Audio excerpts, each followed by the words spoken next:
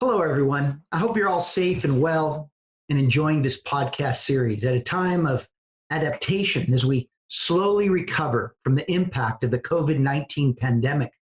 Today's podcast was actually recorded at the beginning of April when the crisis was in full force, at a time when we were just trying to predict the impact an imposed isolation was going to have on our work and our lives. We discussed how corporations would have to adapt to our new reality and compared it to other moments of crisis, such as the Great Recession of 2008, and how these two moments affected the established corporate playbook. We had a very special guest, someone who influenced me since the day I was born. So as you listen or watch this episode and learn more about the forces of standardization and personalization in our lives, I'd like for you to also take a moment to appreciate the power of individuality that permeates two individuals who are raised with the same values, the same parents, resources, and family, and yet ended up growing up with two completely different personalities and perspectives that respect, appreciate, and love one another. Let's get started.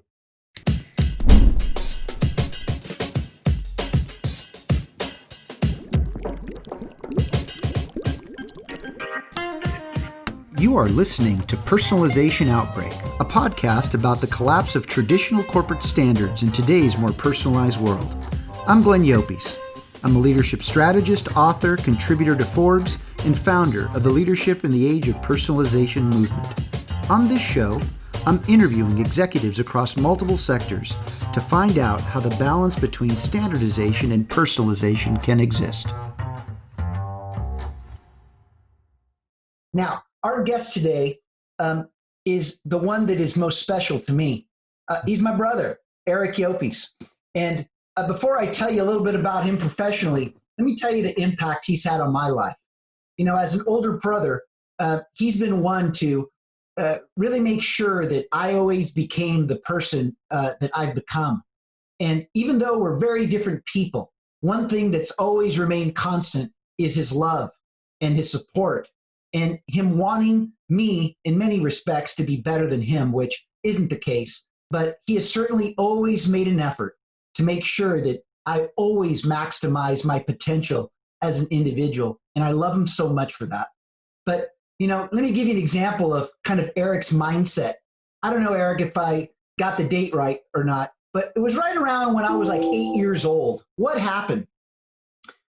Well, Eric and I were playing with money. And I had a dollar bill in my hand, and he had a dime. And he said, "Hey, Glenn, you know, that dollar bill, that's just a piece of paper. What you really want is this dime. This dime is made out of, you know, out of something that's hard and real and it'll last forever. Well, that paper, that thing can disintegrate. It won't have any value. Here, let me give you my dime for your dollar." Now, that's a real story. And I'll never forget it because Eric has learned to get the most out of every situation. And I think that leads to why he's had such a successful professional career, most recently as the Chief Strategy Officer for Aramark, but also he was the Chief Strategy Officer for Pepsi. So I'd really like to thank my brother for being here, but more so, thanks for being a big brother, Eric. Thanks so much, Glenn. Quite an impressive intro there. And there actually was probably 50 other variations of the same story that he just told you.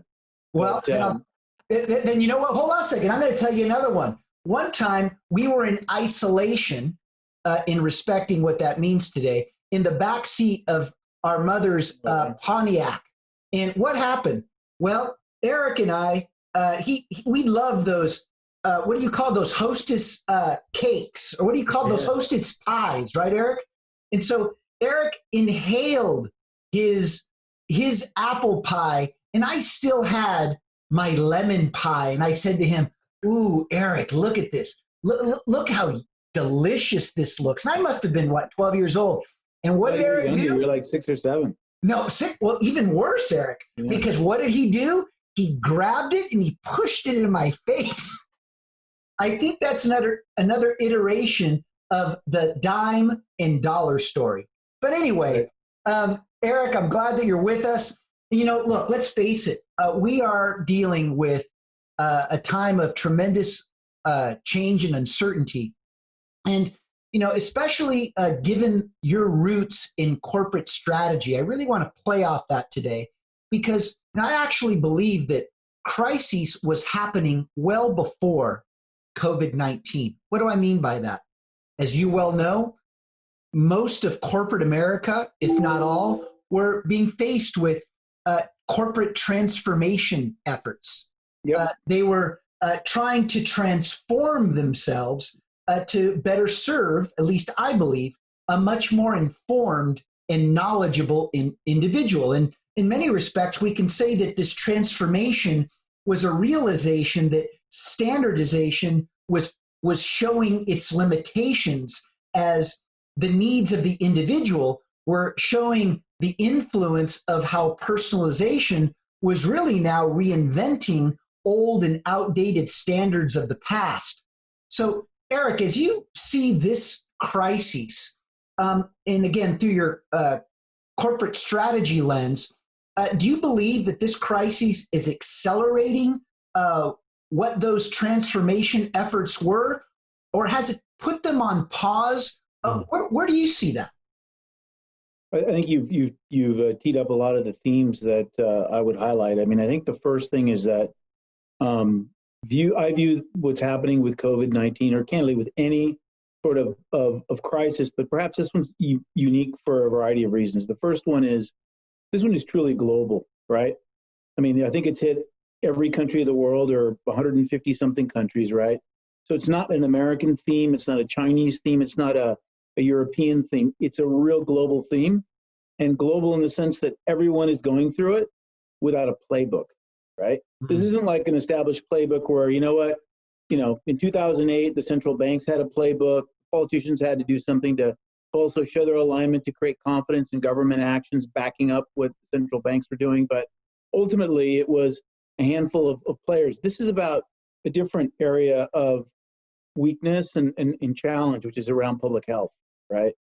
And public health systems that were not candidly created, at least in the U.S. and in many parts of the world, although Europe's a little bit different, et cetera. But irrespective of how they were created or what their mission statements were, all of the world's public health systems are being pushed beyond crisis points, right? In terms of capacity levels, in terms of supplies, even in terms of the most basic thing, which is that there isn't a cure for this, right? Yeah. So imagine having to treat people when you really don't have a playbook about what you need to do. They're just trying to do things to comfort patients and to and hope for the best, right? So it's really unique for so many reasons, right? Even during the most dire period of 2008, when the financial crisis hit, we knew, or economic theory, and it was right, was really about huge stimulus efforts that ultimately could shore up the tide and reinstate confidence, while we were essentially having to pick the winners and losers in terms of financial and other institutions that would have to essentially bow out, right? Yeah. In this case, go ahead, Eric. In this case, multiple levels are being impacted. So you've got obviously the simplest one, which is that millions of people's lives are being impacted from a health standpoint. Millions of families' lives are being impacted economically, as well as what living and what their interactions are socially and otherwise. So their lives are coming to a halt, so to speak, right? You can't take your kids out to play, you can't go to school, you can't go to work, you can't do all these things. Each of these have ripple effects that you could literally create decision trees around, showing that there's huge crisis points across the board, right? And with each crisis point, as you kind of lay these out, I would have to believe that there's a lot of things that, there's going to be some unforeseen outcomes. So one of the obvious ones is that when you're locked in your house, even if you've got your loved ones with you, there's going to be some mental illness, right? For a lot of people, right? I mean, it has to happen, right? We're not meant to be, indoors all the time, right? And not doing normal activities, right? So that's just one, but there's a whole variety of other things. So, if you kind of start, because I don't want this to go to too many degrees of distillation and drilling down, but ultimately, this is a crisis that is truly a crisis because of the globalization, because of the stresses across numerous areas: public health, political systems, economic systems, supply chains. I mean, you can just go down and down and down. Yeah. It hits everything. Ultimately, what's going to happen, I believe, amongst other things, are that there will be very clear, you can start to see them. Going back to the core question you asked, Glenn, there's going to be a resetting of the world as we know it. Within the resetting of the world as we know it, and I'm just going to try to keep this to the corporate world, right? There's going to be very clear winners and losers, and there will be a lot of companies and a lot of sectors that were already on a slow kind of burn towards becoming irrelevant, but that's going to be fast forwarded big time, right? Okay. So if you look at retail, let's look at retail. That's probably the simplest one, right? There's a lot of companies that for years have been under tremendous stress because of the disruption that digital players have had on their businesses, right? Guess what? I would imagine that the supermarket universe, we already knew that was already happening. Fast forward it, and what was supposed to have happened in 5 years will probably happen in the next 5 months. Yeah. Likewise, you can look at mass merchandisers, right? The J.C. Penney's, the Sears. They were playing with business models that were doomed to collapse. They will collapse a lot faster, right? I mean, you can just go channel by channel in retail, and I'm sure it's pretty clear to see where that's going to end up, right? On the other hand, our fundamental ways of working, even in industries that are benefactors of this, right? Because there will be some very big benefactors. The way we work as a corporate entity, and in particular, the touch points we have with our consumers, customers, our supply chains, whatever they might be, are going to be very different going forward, right? I mean, take something as simple as how you manage a company. I know there's a lot underneath something like that, but senior leadership teams, to me, the very first thing that has to happen in a crisis like this is that you're going to have to create a very clear, central nervous center to run the company, right? Yeah. So I don't care what corporation you are, you're not going to be going to work. You're not going to be meeting with the top 8 to 10 or 12 senior leaders in the company. That just changes, right? Most companies, even those that are very technologically savvy, are not used to managing that way.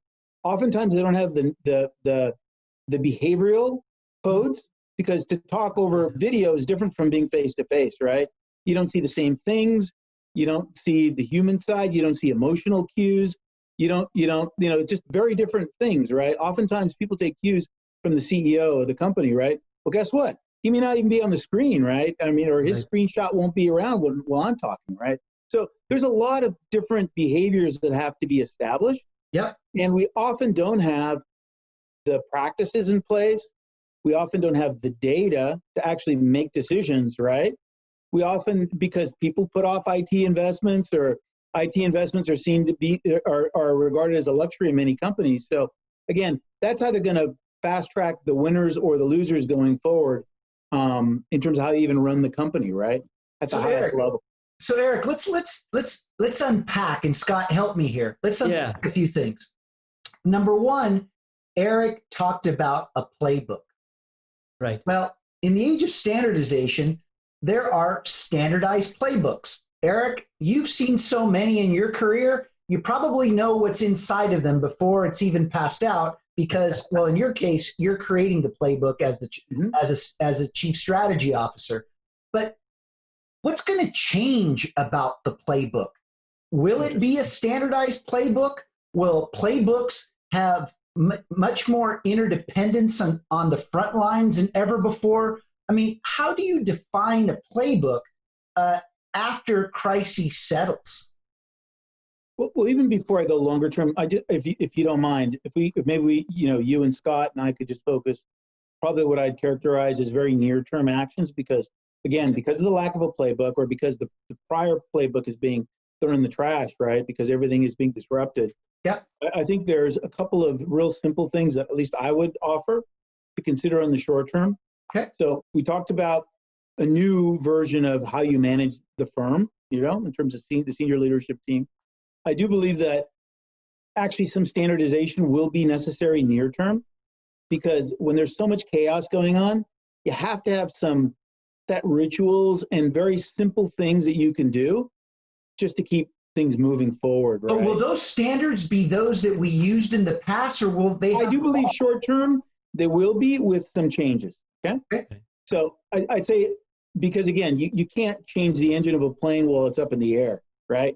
You got to make sure you keep that engine, and, and maybe make some tweaks until the plane lands, at least. Okay. So again, I'm talking very near term, maybe the next 90 days or the next few months. But I think that the first one is obviously the way the leadership team works and interacts. I think the second thing, or part of that has to happen is that there needs to be a profound improvement in how firms communicate with all levels of their employee base, but in particular to ensure both safety, right? Because safety is paramount right now. And we're living in, many people don't even know just how dangerous, COVID is, right? In terms of how simple it is to get it or how to infect other people. So safety and pronounced safety is real important. But I also think in terms of every step of communication, whether it's a written memo or whether it's in particular face-to-face interactions, leadership teams and all levels of management really need to have, and this is where I think a playbook is important, because oftentimes people don't know how to do this instinctively, but they do need to be able to communicate with empathy and simplicity. Because again, you don't understand what each person we work with or interact with is going through on a personal level, right? You may have seen some of the videos, CNN I saw the other night, where some healthcare worker was just having a huge breakdown, right? These are very stressful times, right? And people are being pushed physically, mentally, emotionally, and certainly personally on a variety of levels because of the economics and even other things that are going on, right? Yeah. So we do need a playbook on at least the basics of how you can communicate with empathy and simplicity. Great. Scott, unpack this. Eric, I think, has created a whole playbook for us here. Yeah. Unpack it for us. So, Eric, I was really excited because as an anthropologist, you used the word ritual, and that just got me rolling. And the thing is you were talking about the playbook. And as you were starting to talk about this idea of a playbook, whether there is one or there isn't one now, my first inclination was, okay, so a lack of a playbook, in what ways is that an opportunity? And I was ready to jump in and ask you that question. What opportunities do we get by not having a playbook? What is the upside to not having the playbook? And you actually went there without even me saying it. You started to talk about the near term versus the long term. And when you talked about the near term, you were talking about the opportunities for reinventing or creating a new playbook, that was the opportunity. And you're talking about evolution of leadership. And what I would like to hear your thoughts on a little bit deeper would be, you said that you came to communications, which is important, but you were talking about leadership or corporate rituals that need to be perhaps reinvented or readapted. One thing I like about sort of the pairing of your ritual comment as well as the communication comment is that we as humans have created rituals in all sorts of ways, both on the religious spectrum, but all over the human spectrum. We create rituals largely to help us talk about things and communicate and connect on things that are far too complicated for any one brain to grasp with, such as mortality. We have rituals in our churches and our synagogues and our mosques and in our other places where we go to find community. And we have those rituals specifically to help guide us through that process and through that connection with others. I'm curious, can you talk to me about maybe either existing rituals that you see in some of the previous playbooks for crises that might be very relevant for us to be thinking about today? Or conversely, are there former rituals that were standard models that got us through a lot of tough moments that you think are obsolete, no longer effective for us to be relying on? Yeah. I know that's a lot, but talk to me about these. A lot to unpack there, Scott. My simple mind would say the following. I mean, in most cases, a crisis would not put or would not require, essentially would not result in a very short time period in the wholesale destruction of certain sectors. Okay. or profoundly change the corporate landscape the way one of this nature is doing. So what does that mean? It means simple terms. Again, let's go back to 2008, probably the last big, kind of calamity that we had, a very different one, but beyond the banking sector and certain, parts of their value chain, like, companies that secondary players in the mortgage market or insurance companies or whatnot. And I realize there's a lot there as well, but this is totally different because it's going to basically leave a long trail of sectors that are basically dead and they're done, right? Yeah. So what does that mean? It meant that back in 2008, most companies, what did they do? They didn't worry about certainly the health of their employees. That wasn't important. What was important was essentially, let's cut costs. Right. Let's raise prices where we can, and we'll get through this, right? We'll have a few ugly quarters or an ugly year, but we'll still be around, right? This is a total game changer because it's going to, firstly, we're all potentially in harm's way, right? There's a lot of companies whose CEOs, senior leadership teams, people are going to die, right? Yeah. People are dying, right? So it's not like we can just shield ourselves because we have more money or a higher or a more important role on the totem pole of a corporation or whatever. And you certainly can't just go to the same simple plays of cutting costs, taking price, and we're fine, right? What this means is that I think as a firm, you've really, if you don't have a value chain, and perhaps most importantly, a proposition in terms of the product or service or whatever you do that's relevant in the near term, but perhaps most importantly, going forward, you're done. So you got to kind of rethink who you are and why your product is relevant or should be relevant going forward, right? So as I think about it, I mean, a real simple example, right? I go to the grocery store, during these times and look at the shelves. Look at the stuff so for every shelf that's totally empty, you're going to have 3 or 4 shelves that are totally full. What that's telling me is, what are the products that are really critical to people versus the stuff that's nice to have, but not essential, right? So again, I go back to things like, do we really have products and offerings and value props that are really critical going forward? Or are you just a luxury that, you had, to waste some time and some of your spending money or free money, right? And I think right now it's drawing very clear demarcations around, kind of value props for corporations and the ones that are over-engineered versus those that are really relevant for today's crises, right? Eric, is the primary, in terms of the evolution of corporate, essentially mission and identity, is from a strategist's point of view, is corporate mission essentially following along with things that Glenn has helped us to share in terms of the idea of, let me just put it this way, is corporate mission being forced or being pushed into, at least if it wants to survive, if a corporation wants to survive, in towards broadening into a more, I would just say, gosh, I don't even know the right words, but a more broad mission that is less to do with the actual sustainability of the corporation and its mechanics itself, and more about the mission of the organization itself in terms of not turning a profit to shareholders alone, but that's part of it still, but there's a new mission that profit depends upon, and that is an integration with essentially the values and the norms of what's going to come after this, and that is more interconnectedness. So you can't just have a product for the product's sake. The product has to serve, it has to be a cookie, and it has to save something or do something positive. Well, I think that's where we're heading, right? I would think up until now, with the exception of very few enlightened companies that have enlightened boards, that have a broader social and humanistic reason for being, which is a real small minority, right? Or the private companies, right? But publicly traded companies, I think going forward are certainly going to have to have a more ambitious and socially impactful mission statement and reason for being. I really do, because, well, we've seen this already.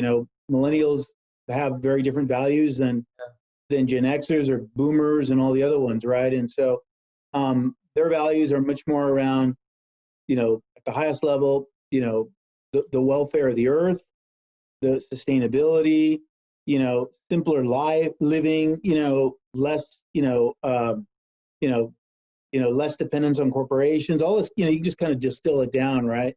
Yeah.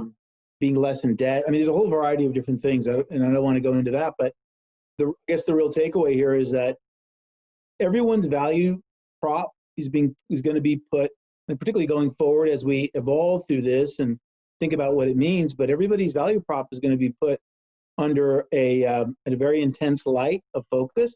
Yeah. And consumers are, will look at them and they'll say, is this really relevant to me or not, right? And they'll vote with their dollars as well as with their hearts and minds in terms of corporations that they think are really doing these things versus, just using it as corporate, PR, right? Another sales pitch, yeah. Yeah. So Eric, let me, again, if you could just give us maybe 2 or 3 things. And again, one thing is made clear, unless you have any value to offer, right now corporations are silent, other than the emails that you get about what they're doing at this time of COVID-19. But they're silent, they're quiet. Help us understand, because I think that without getting into detail, you've been part of leading strategies in organizations that one would deem essential and non-essential.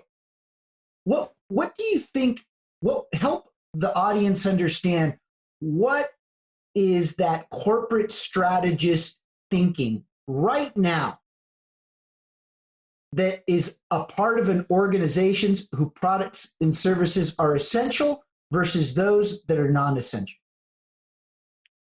Look, I think as a strategy person, what I would be focused on is first and foremost, obviously you got to figure out what's the play we're running as a company, right?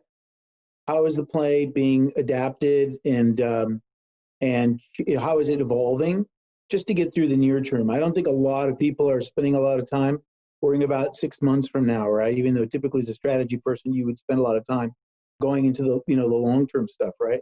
Right now, it's really about survival and about trying to do the right things for your stakeholders, your customers, your suppliers, your client, your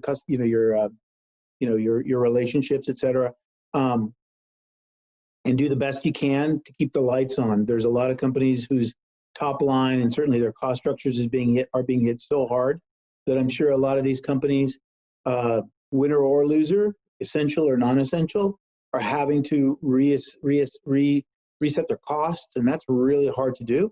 Having to fire a lot of people, right? Because they're, those that have a lot of frontline employees, I'm sure they're having to make some very difficult decisions. They're having to put off doing a lot of things that they had planned to do during the year to improve their effectiveness, efficiency, et cetera. So what they're kind of essentially doing is really kind of trying to turn into very highly efficient and streamlined entities that can stay afloat, can stay alive. So this is about just staying alive right now, right? So hold on a second, Eric. Just so I'm clear. Can we really create efficiency when things are so chaotic? Just help us through that. Yeah, you can, of course. Absolutely. Yeah, absolutely. So when look, I've been parts of lots of companies where you knew when a quarter was heading in the wrong direction, you had to reset your cost structure, right? And I would imagine that when that's happening times 10 or times 20, that's happening as much as it possibly can. Yeah. I'm not saying it's going to get you to, kind of the margin structure you wanted at the end of the day, but it's going to keep you afloat, hopefully, right? A lot of that's happening right now. Yeah. That's why companies are just trying to do the bare basics in terms of, going through those exercises. And I would imagine that they're also, the ones that are perhaps, maybe beneficiaries is a bad word but certain industries are actually benefiting right now, right? So if you look at the alcohol industry, right? People are drinking a lot more than ever before. Spirits consumption is up 70%. beer consumption's up 50-something%. I mean, it's all up, right? And people are sitting at home drinking a lot, right? Because there's not a lot to do. No, but where I was getting at, Eric, is that when there's so much variability, like you said, to this 20th power, I mean, how do you create near-term strategies and how quickly do they pivot? I know these are unprecedented moments, but in your experience, again, take us inside the head of a chief strategy officer. Look, I'll make it simple because there's a lot of moving parts and different companies are going to have different issues. But I'd say at the highest level, you got to do some of the things we talked about before. You've got to have, first of all, you got to figure out how you're going to run the firm, right? Given that people are, spread very far away physically from each other. Mm-hmm. Secondly, how you communicate with all levels of the company, and also assure that you have an a real strong emphasis on displaying empathy and simplicity. And I think the other piece, which is really going to get to the heart of your question, Glenn, is I think that if I was doing this right now, the first thing I'd tell my CEO is that we would want to do some things to really look at and revisit every node of our end-to-end value chain and figure out what are critical activities versus non-critical ones, and get rid of the non-critical ones, right? Get rid of the stuff that has a lot of paperwork, takes a lot of time, basically serves as a speed bump that might have been valuable in normal times, but right now essentially gets in the way of us being able to assure simplicity and speed to market. That's what I would do. Now, it sounds really easy, but there's a lot of stuff in the corporate value chain, right? Very complicated. From what you decide that you're going to make and sell, all the way to how you make it, how you distribute it, how you sell it, and why you make it, right? And why you make it. I was going to say, and why you make it. Why you make it, absolutely. I think that's what I see in terms of the meta picture of corporate mission and the transition from to a new type of mission, and that is actually addressing the why. Why am I making for the Pepsi challenge? Why am I making Fritos? You know what I mean? And I think that's for me as an outsider that isn't a corporate strategist, something that I find exciting in terms of the potential future for a stronger economy. Yeah, I think that, again, near term, it's really about those few things I just mentioned. I think that midterm, so what do I define as midterm? Maybe 6 months to the next year, right? Mm-hmm. We will have, those fortunate to have survived the wreckage of this pandemic, physically as well as, as from a corporate standpoint, will be dusting themselves off and probably starting to do what you just mentioned, Scott, which is starting to really adjust their value propositions. It's very hard to change a mission statement, in 6 months later, but I think the core value propositions will probably be revisited. Okay. Certain brands, products, categories we participate in, some decisions may have to be made, right? And I think that likewise, you coming out of it, you'd probably, so what am I competing in and why is probably the first question. And then within that, there's probably a whole load of what I would characterize as signature actions that would probably start to occur. Okay. Signature actions are around really starting to adapt our policies and processes around our consumers, our customers, our employee base, all these things, because you think about it, there's a new normal that will have emerged, right? Within that new normal, you've got to adjust your perceived value and your relationships with every node of the value chain to be relevant, right? Which is I think what we were talking about before. So I think that's probably midterm, right? And then I think that this is the bad side, right? But midterm, some companies could say, you know what? I could charge more for my products, right? Because they're so critical, right? And they might, right? And they'll be able to get away with it because, they're in such entrenched position. So a J&J or, manufacturers of toilet paper or whatever, or people who make cleaning supplies probably have a lot of price elasticity to do what they want, right? Right. Because everybody needs those things, right? Yeah. They may adapt their products, however, and say, you know what? Instead of having 15 different reasons why in the past I was pitching my toilet paper, right? They may just say, you know what? I need to come up with simpler products that work for the new consumer horizon, where people don't have the amount of spending power. They don't care about, real juiced up, products with multiple, elements of a value proposition. You need something simple that works, right? And is dependable, right? So I think all that stuff should happen, around assessing the value prop and then having a few signature actions that should make us more relevant to our employees, our customers, and certainly the market overall, right? And then I think that the real hard work is maybe beyond the midterm, which is maybe a year and beyond, right? Hey, Eric, and that is really to try to learn. Eric, I'm sorry. Can you just hold off on the long term? Because in the midterm, you got me thinking, and I think a lot of people that are watching and listening to this would want your perspective on. And I may not be saying it the right way, and I apologize, but you'll piece this together. What you've brought in, again, perspective to me on, again, in my background in consumer packaged goods, is, we all know those products that are margin friendly and those that are not. Those that require volume to make up for the margin that really isn't there. And yet you have those that have a substantial amount of margin that helps pay for a lot of things that those underperforming products create pressures on us for. But here's the question. We talk about the market, right? The disruption of the stock market and valuation and just how disruptive that's all become. But when you think about the midterm, at what point do you start dissecting margin, recognizing, again, in the organizations that you've been a part of, all publicly traded. And again, this is the part where I may not be asking the right question, but I know you're going to figure it out, is what it becomes the intersection between the margins and EBITDA and what the new stock market looks like, because companies are going to have to compress margin.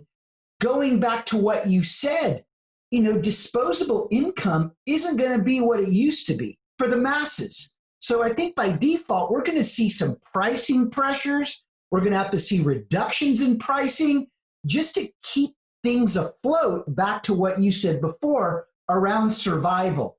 Am I making any sense? And if I am, can you help us piece this together?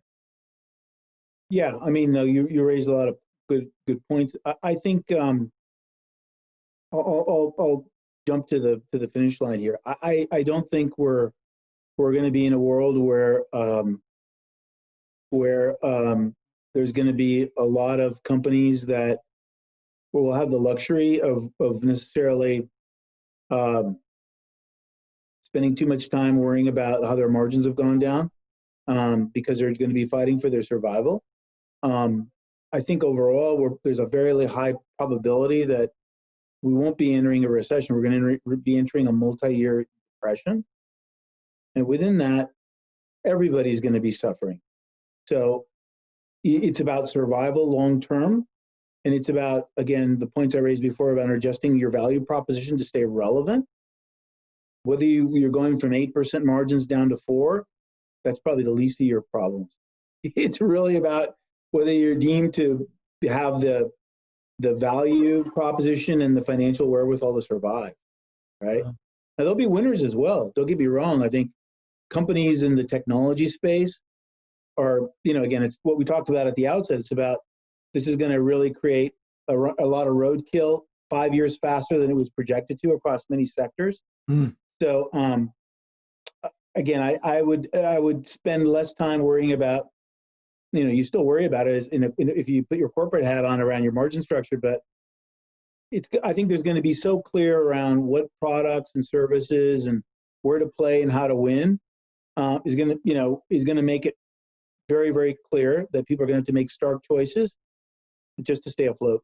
I really do believe that. I don't think it's going to be where, in the past where You had a whole portfolio of products. I think some of those products that you knew were going to die after a while, they're gonna go on fast forward in terms of death mode, right?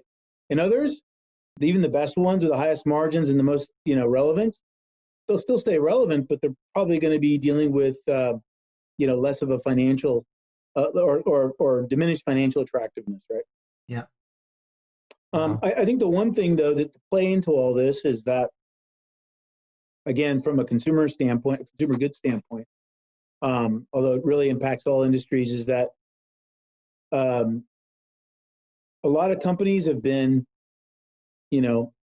really stuck with, kind of, or had the luxury of putting off digital transformation. Digital transformation is not going to be an option. It will and must happen, and you will not survive to come out of this without digital transformation. So that means, and that really has profound impacts on how you work, your ways of working, your ways of collecting and assessing information, the choices you make based on, everything, how you run the company is going to fundamentally change because of your increased reliance on digital transformation. So companies are going to have to take long and hard looks at doing this. I think that for the near term, even for those who have already kind of put their fingers or their toes in the water already, as I talked earlier, I think about revisiting your kind of end-to-end value chain. You're going to have to do this with a digital transformation mindset and with a goal, I think, of, again, trying to shift your value prop, leveraging digital transformation, but also in a way where, perfection is the enemy of good. So in other words, just let's do digital transformation 101 before we worry about 201 or 301 or something that's kind of world class, right? So you're going to have to start to do these things, whereas before, people said, oh, if I don't really know kind of the end game, why would I start at the beginning? And, these things create a lot of kind of, questions that most operators are not used to really dealing with. So again, I without making it too difficult, I think that becoming digitally savvy and running the company using technology will be a must-do rather than a nice-to-have. And therefore, and there's another factor to think about. During these challenged economic times, you're going to have to accelerate your investments in digital channels and tools, favoring speed over perfection. So Eric, where do people fall into this? It sounds to me like the strategic bet is on technology. What about people? Don't you think that there should be a greater focus on how we evaluate the type of talent that we're going to need? Where do people fit into this mix? Companies are people. Whether they're running off of a backbone of technology or not, they are people. I just think the type of person and the type of industries that survive and prosper, and this is, again, longer term, will probably be less manually intensive and much more automated and digitally enabled, right? So it will require, and again, not for all industries, but yeah. It will require more knowledge workers. It will require people that have that are comfortable in terms of working, in remote areas, tied to a laptop, assessing information, and being savvy as to how to use it to create value. Eric, let me shift gears here. But before I do, Scott, did you want to jump in and ask anything before I move forward?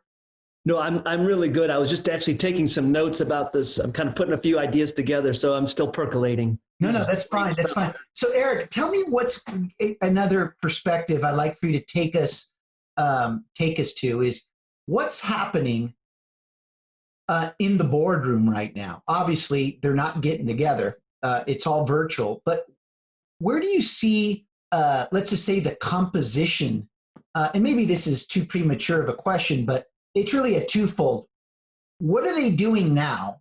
And what do you think compositions of boards are going to look like later? Because let's face it, you just said in so many words that we're going to have to really reinvent ourselves. Technology is going to be key.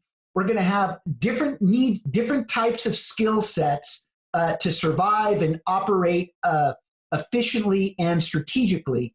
But yet, there's not a whole lot of board members, at least that I know of, that are equipped with the wisdom and the value to add any organization with those types of conditions. So what are your thoughts around what boards are thinking right now, and what do you maybe see what they'll look like in the future?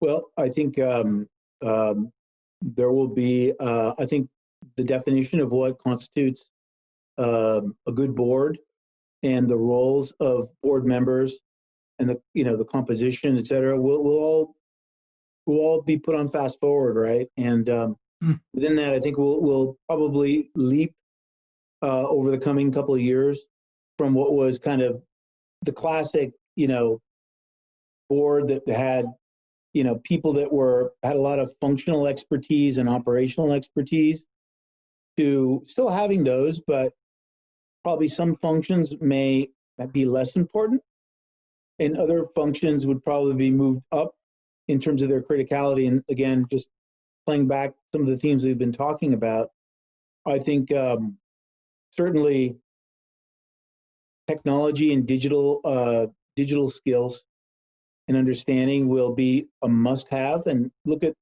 corporate boards; how many of them really have that today? Yeah. Not a lot, right? Some do, but not a lot. And again, as that becomes an area, as digital transformation and digital channels become an area of emphasis going forward, you're going to, and companies accelerate their investment in those areas. Companies, the composition of boards, in my mind, is candidly around where is it the next dollar going to go to, right? And so the skill sets tend to represent areas of where companies need to invest and have primacy in the future. And so I think themes around digital knowledge, themes around the new knowledge-based worker, which is again going to require a very different CHRO capability, right? I actually don't. I think that function may go away as a consequence of this, by the way. Well, I don't think it'll go away. I think it'll be transformed, right? So the new head of human resources will be very different from the one we grew up with, right? Yeah, totally. They'll have to be working lockstep and influencing and going back and forth between, the technology side and the value prop side. They'll have to be much more conversant with all those areas to be able to hire the right labor force and to give them the tools and the culture to be able to succeed, right? Yeah. So I think that boards, in a nutshell, will have very different characteristics and capabilities going forward. I do think there's one other theme that we've maybe been underneath all these things, but we haven't unpacked it. But I do think that, before, companies have had, they got into something that they were really good at. They used to have kind of a 10 to 15 year horizon in terms of really making a lot, doing well with that. And then there would be innovation and reinvention over time, right? But I do think that the half-life for a company's value proposition, as well as what it offers to the marketplace, will be much shorter than it has been historically. What does that mean? It means that companies are going to have to, and this is really for the CHRO side, really instill and create workers that have a much more agility and are faster in terms of testing and learning rapidly, to be able to put that against an environment in terms of the marketplace and the world, right? Which is also going to be changing very rapidly and quickly, right? So if you don't have that mindset that, we've talked, Glenn, in other conversations about the fact that companies are under perpetual transformation, right? Well, if they didn't believe it before, now they got it. But guess what? Now that transformation will have a much shorter half-life. So it's going to be kind of never ending, right? It's going to be very, very quick, and you have to have agility.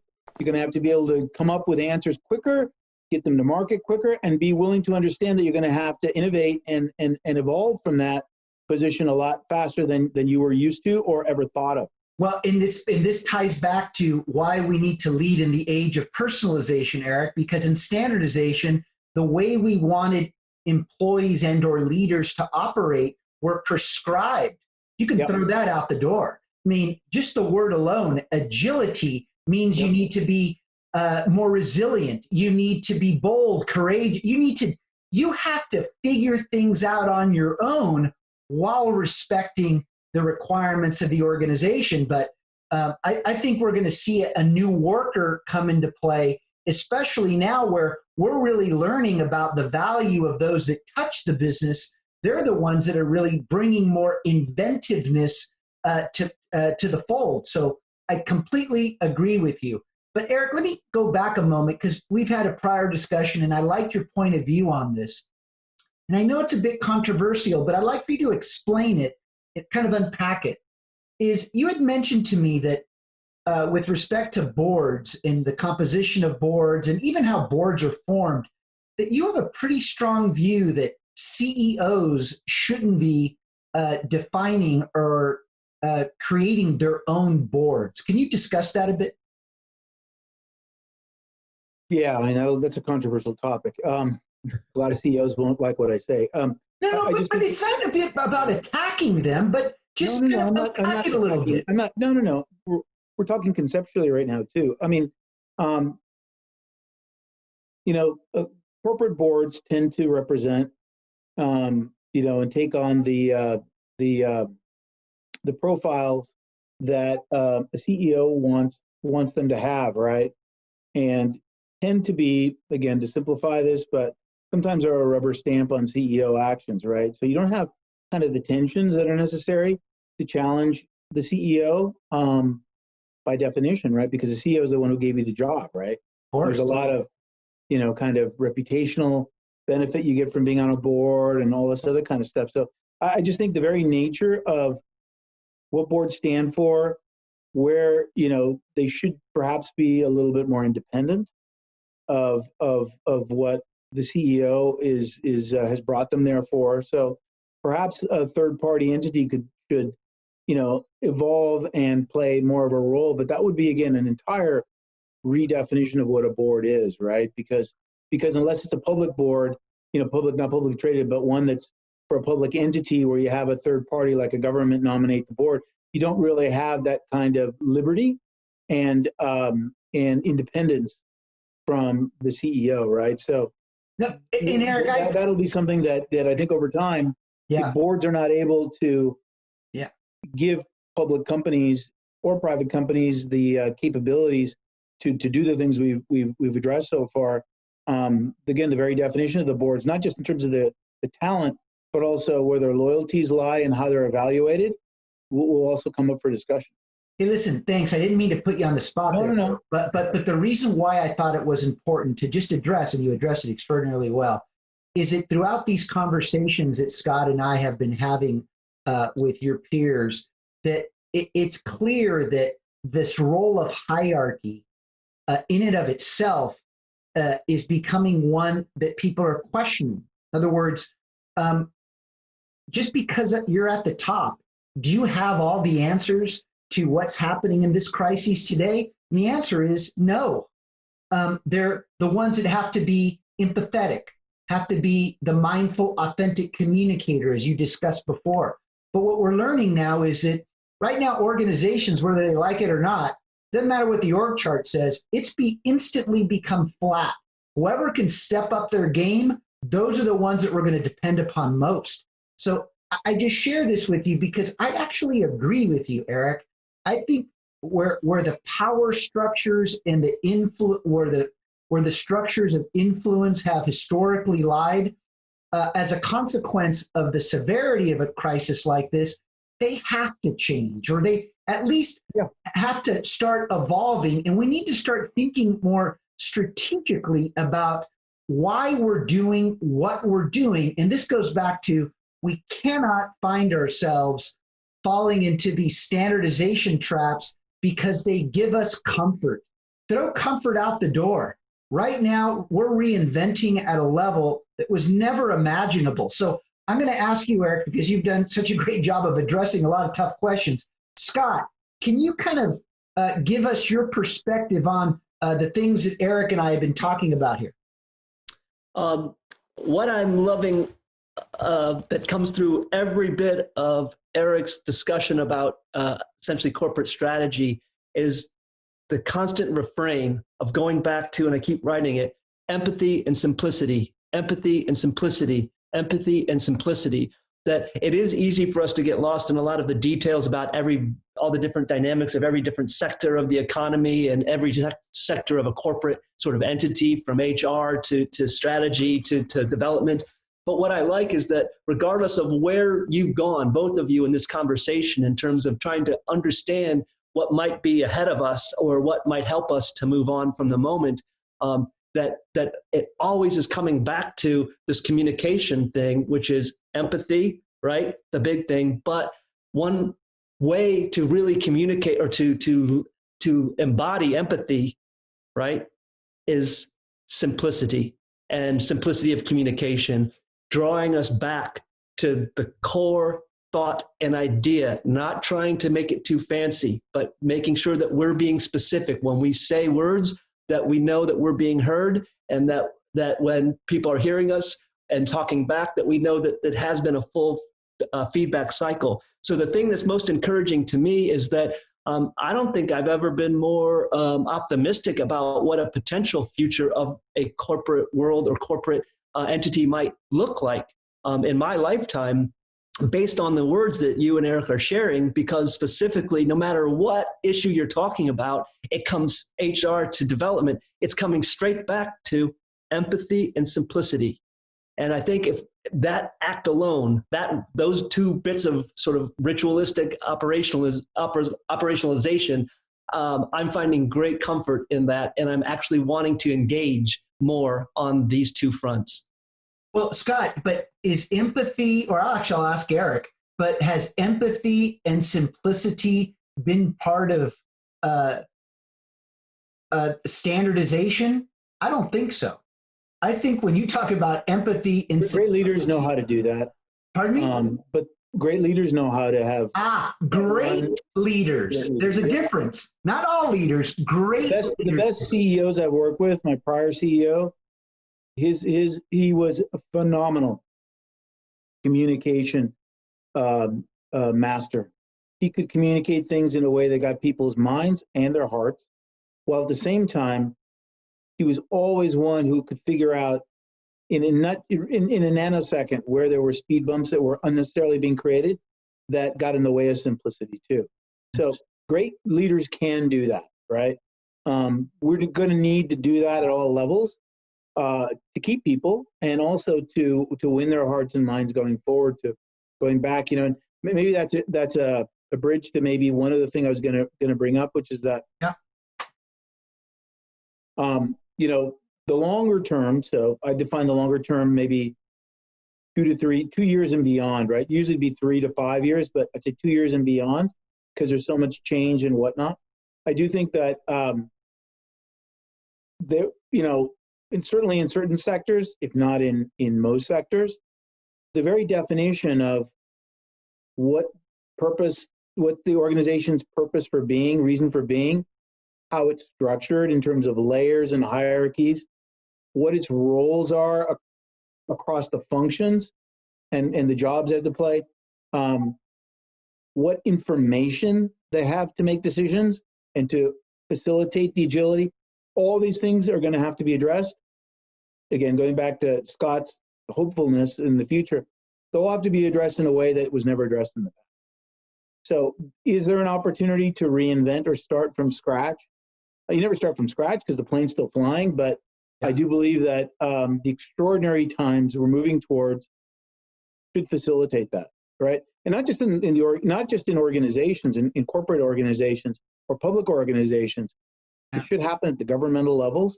It should happen across our healthcare sector. I mean, it should happen across some very important places that are what I would deem as being mission critical to us operating as a society going forward, right? So think about healthcare, right? Healthcare is a really interesting one, right? Yeah. Boy, does it have a lot of layers, right? Boy, is it hierarchical. Boy, does it operate on low margins. I mean, you can just go down the list of all these things. Boy, does it not share and kind of partner well with other, different systems don't partner and take down costs and transfer information. There's a whole new emphasis to do that, right? Of course. Because they won't survive.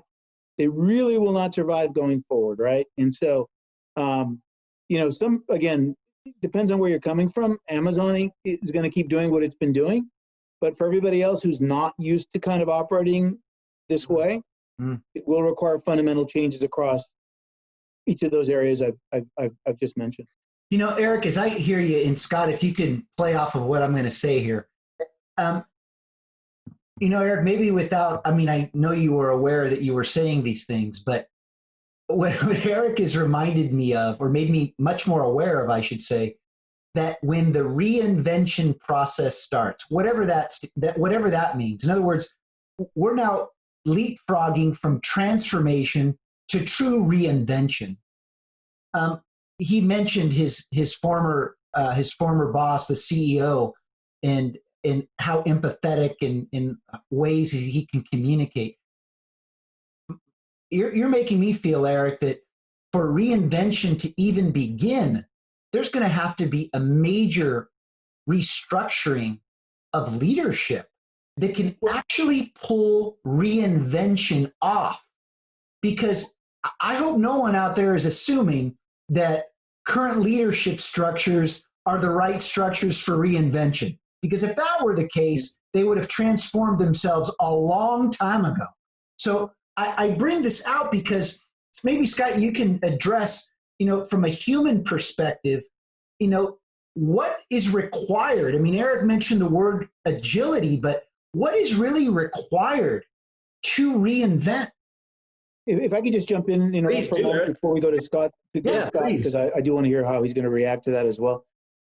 I do think that before you answer that question, at the highest level, this is the CEO and his senior leadership team, his strategy teams. Yeah. They're going to have to conduct a fairly significant wargaming scenario planning exercise to answer these existential questions we've mentioned at the beginning of our conversation. What's your reason for being? What's your mission statement? What's your value proposition? Your product or your service, whatever it is, and then kind of how you can, partner better across your competitive space and or other areas of your value chain. I think all that work has to be done is kind of foundational. And again, that's why it's long-term, because the dust will settle a little bit, right? But once that work is done, and then an outcome of that work would really be going to your question around the people and, side of the equation. Because you can't know what kind of people you're going to need until you know what you're going to be and what your reason for being is, right? So, okay, Scott, before we go there, you just opened up another door. I love it. No, there's many layers here. There is. This is great. No, so then if what you say is true, which I believe it is, who's to say that those leaders that are leading now should be the ones guiding in the battle room? I mean, who's to say that they're the right ones to even begin the evaluation? Don't you think that in a case like this, again, the extremes of what we're dealing with now, that maybe the boards would come in and play a more influential role? I mean, my whole point is that, and I know this may sound a little bit confusing, but if, again, I'm making some assumptions, if the ELT, executive leadership team, isn't the right team and they're evaluating, and the boards, given where we're at now, may not be the right boards to evaluate, I mean, that's probably all that we have right now. But what is right? Because are we just finding ourselves in the same cycle that we've been in? Let's transform, very little evolution, lots of substitutional thinking, and then we find very little progress. There's a lot there, but look. I know there is, because it's complicated. Make it real simple. You start with what you got in terms of your senior leadership team, right? I do think one of the inputs will be the board, and perhaps even more importantly, institutional investors, those that own most of the stock of public companies, will be rattling the cage, because they're already starting to see what's required, and they're going to be pushing for fundamental change as an outcome of the crisis, right? Again, I'm talking longer term now, right? And so those that are investing in the company will have gone through a process of asking very hard questions around the leadership team, the CEO, et cetera, and kind of the points I raised earlier around kind of how, what the reason for being is of the organization and how it's going to win in the future, right?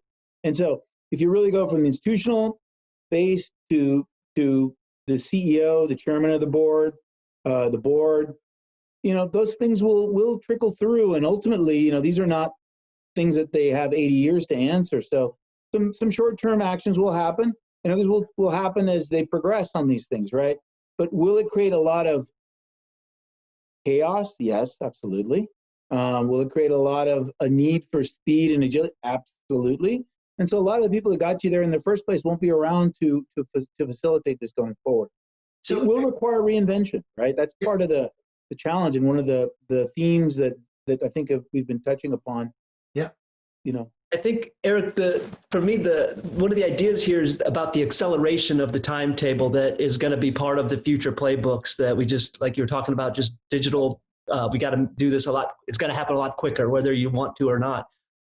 I think that comes from from essentially the new information society. I know we've had an information society ever since we've been humans, but the sheer exponential growth of of technology itself and of the information that is available to you and to any one person on the planet that actually is able to afford credits on a cell phone to go Google something, right? That the sheer amount of information at one's fingertips, even without getting into the commodified information that's not available to everybody, but the sheer amount of knowledge that's out there now demands that we move faster. Why we needed the time before would have been to figure this stuff out, to collect this knowledge more. But now we have a lot of shortcuts to putting a bunch of information in front of us on the table. And so one thing I've noticed from an education standpoint is that I've literally transformed my entire approach towards teaching, not because I wanted to, and because I thought I had a great new idea, but because I was reacting to a reality on the ground level, which was that what we used to teach, which was information itself, is no longer important to teach because it's everywhere.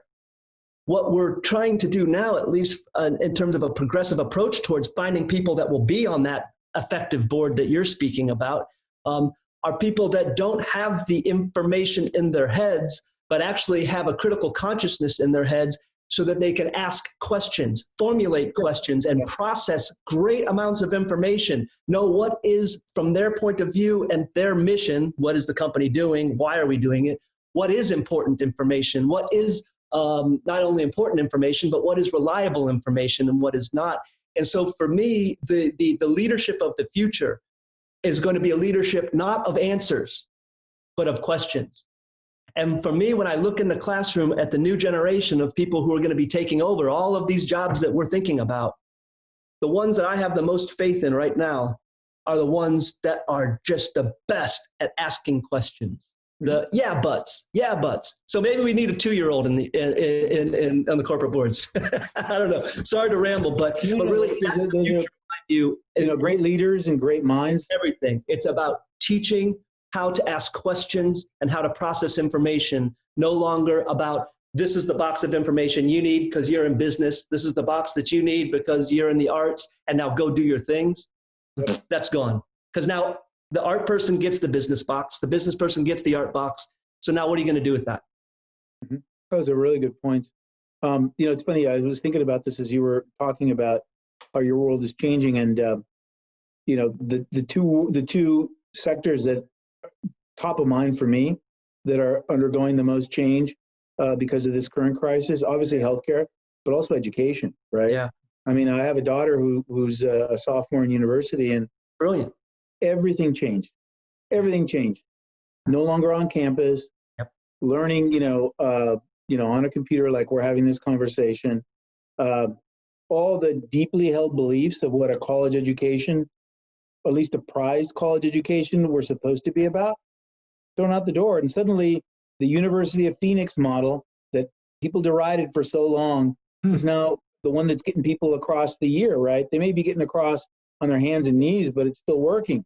And you can really see universities that have really good systems and teachers that can work within digital frameworks to teach versus those that can't, right? Right. We're going to see about just like we're going to see in other sectors, we're going to see probably around a 20 to 30 or more % loss of institutions that are institutions of higher education that are existing today. Like that's going to happen. We're going to lose a big number, not just because of this current crisis, but because sheer demography. Well, I know the demographics of your sector. Yeah, right. I mean, so that's one aspect. But one thing I just want to not push back on, but to just throw a little bit of perspective here, that I do agree that, say, a University of Phoenix model has been effective in delivery of content and getting more people into a university discussion in classrooms. But we don't want to assume that the technique itself of getting people into a college where they can press buttons on a computer and not have to go to a campus and such, that solution, that technology is the answer. It's actually just another tool that's going to be used in a standardized way as much as any other tool can be used or will be used in a standardized way. That ultimately, we now more than ever in terms of education, we need to think about creating thinkers, creating questioners. And that is not going to happen just because you're at home on a computer versus in a classroom. As a matter of fact, I'm not trying to say that the classroom has to stay exactly as it is. I'm in leadership at an institution right now, at an academic institution right now, and I couldn't be more pleased with the potential development and evolution of higher education, let alone all education in the world, let alone the United States. This is a tremendous opportunity for us to get things right now, or at least move towards correct, or towards a better, inclusive, more correctness.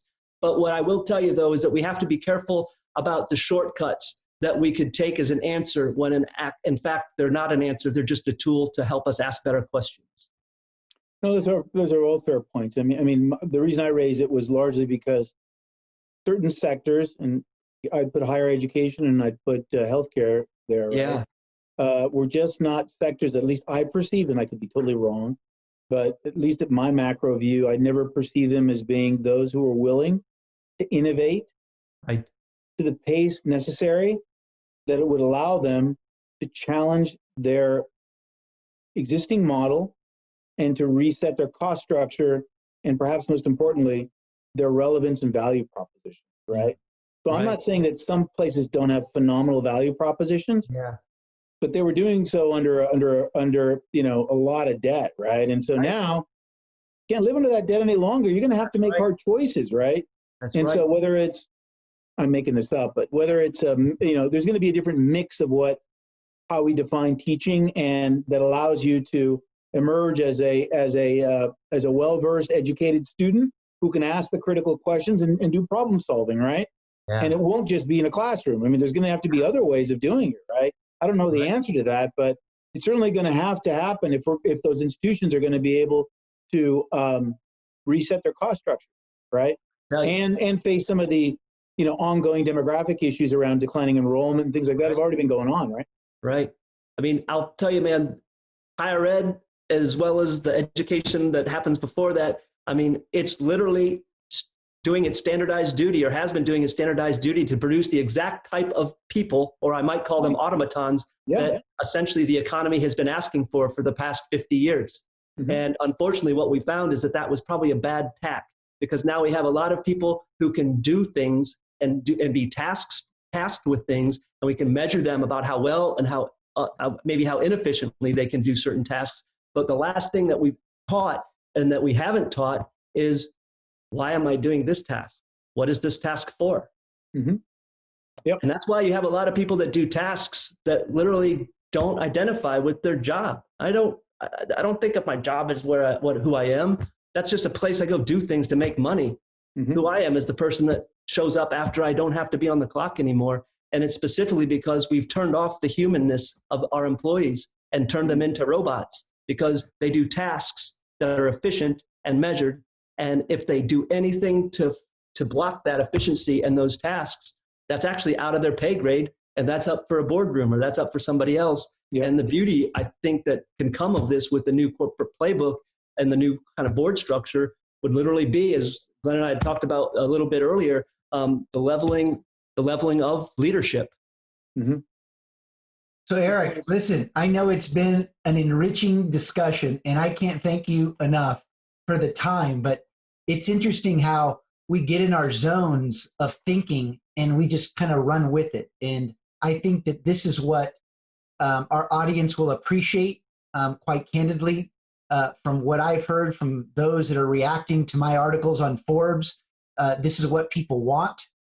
People are tired of reading things that sound like as if they are prescribed solutions to a point in time where things are so unknown that we don't really know where this is all going to go. We just have perspectives. And I appreciate you sharing the level of depth that you did, Eric, because I think, people need to understand the bigger picture of what goes on behind the scenes in a crisis, but even more so, what's going to be required to reinvent, which concerns me because, again, and perhaps this is just because I'm so close to corporate America across so many different industries, is that we just don't have the readiness to reinvent. And we're all going to have to kind of figure that on the fly, much like we're figuring things out right now. And that's not disrespecting anybody. It's just that unless you've been through reinvention, you just don't learn that overnight. But anyway, I'm going to, Scott, or Eric, any closing comments? I mean, I guess if there was one question I'd like to ask you is, and I know that you've already addressed this in many different ways, but what are the traps or things that you would think that leaders got to be careful with moving forward?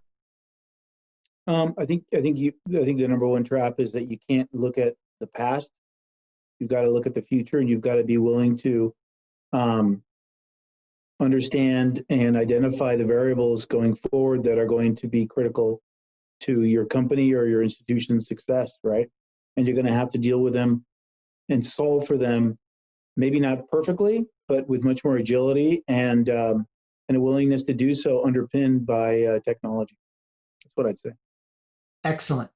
Parting words, Scott? I just love that the future playbook that Eric described was filled with nothing but options. Not prescriptive. Because we don't know what the answer is, right? It's literally helping people push them to the question as opposed to the answer. And that was awesome, Eric. That, the way you framed that, Scott, was so perfect because you've heard me say this quite a few times, that's what we've learned about standardization. It limited our options. And now we're moving in a trajectory where options are actually opening up.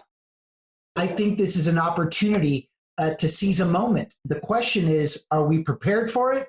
And what will our leaders, what will be the future playbooks that will allow us to respect and recognize how variability within options can bring about new opportunities that we've never seen before and take action on them. So great point, Scott. Eric, thanks again for being on the Personalization Outbreak podcast. I love you, brother. Thank you so much for your time. You're great, man. Thank you. I love you too, Scott. It's been a pleasure as usual, okay? Take care, guys. See you later. Thanks for listening to Personalization Outbreak. Make sure to subscribe so you never miss a show. If you enjoyed the content, visit ageofpersonalization.com to check out our free streaming video series and learn how to get involved in the movement. I'm Glenn Llopis. I wish you a good day, and remember, without strategy, change is merely substitution, not evolution.